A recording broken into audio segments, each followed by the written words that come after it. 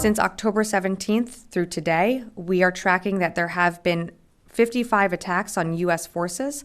There have been 27 attacks against U.S. forces in Iraq and 28 attacks in Syria. We are also tracking 59 U.S. personnel who have received injuries in the TBI or non-serious categories since these attacks began.